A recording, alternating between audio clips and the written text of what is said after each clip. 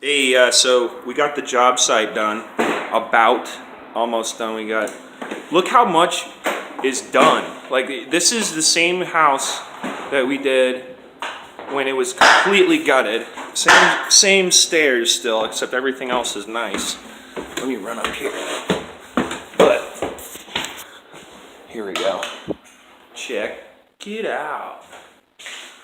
I did this kind of stuff. We're still not done. We still got to put lights in here. But look at this. I got to go next door to be able to get to the other side. There's just this big wall now. It doesn't look, it's unrecognizable. But, so, there's been a lot going on politically.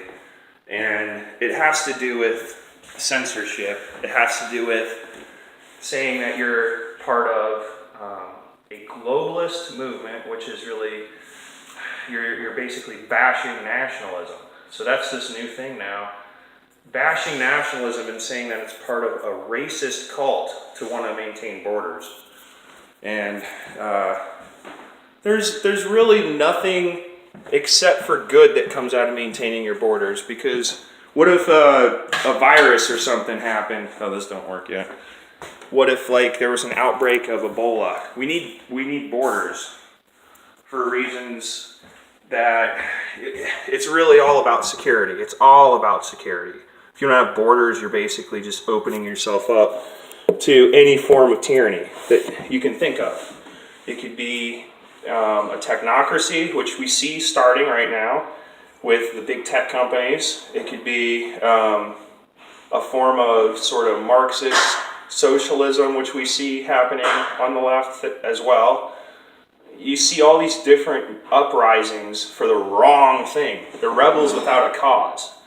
See, and that's why Alex Jones and people that even go on his show, like Roger Stone and all these people, are being demonized and turned into caricatures of what they actually are. They have to lie about what the nationalist understanding is. They have to tell you that it's all about race and color and all this stuff, when it really has nothing to do with race. Like, Trump was asked a question about whether or not he was a nationalist, and he said, yeah, of course. And it was such a question where they weighed in on it, like it's a weighted question, where they said that basically, are you a nationalist? And if so, there's been a lot of people saying that you're basically a white nationalist, which is different according to them. If you're white and you're a nationalist, then that's bad, I guess. You're not supposed to be white and want to maintain borders, or else you're racist now. Oh, God. And so it's gotten to this dystopian, sort of Orwellian conjecture, where they're trying to point the blame at us and basically show, hey, look at these guys over here.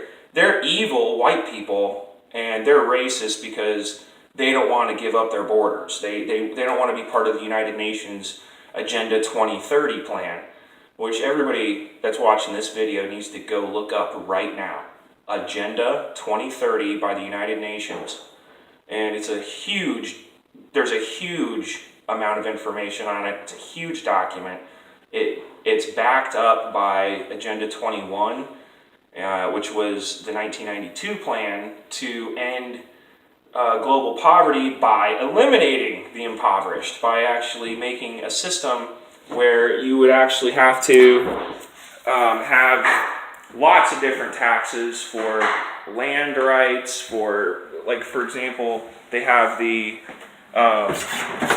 different UN charters, the biological diversity assessments. Look up biological diversity assessments, and then you'll see that is their idea of a green tyranny.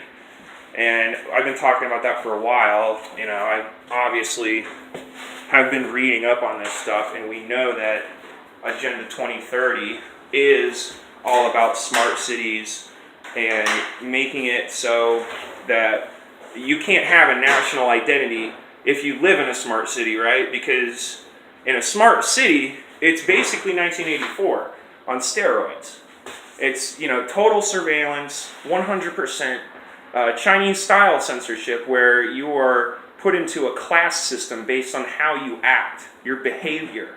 It's a behaviorist dream to get us into a technopoly like a smart city, because you'd never be able to escape. That's why they've kind of given up on the United States, and they're going into other countries to try to start smart cities, like Estonia, for example, is like one of the main areas for smart cities. They already have pretty much all of the stuff that they would need, which is a card that is connected to everything you do, and that would eventually turn into tracking, tracing, surveilling every move you make in a giant algorithmic database, which they already kind of have here. It's just they haven't admitted that it's part of a smart city initiative, Agenda 2030, and that gets into eugenics, reducing population. Let me go over next door. You can see next door too. It's all about reducing population and getting people to infight with each other so that we never get anything done. Like this. They don't want us to finish our jobs. They don't want us to have a job. They don't want us to do any kind of work.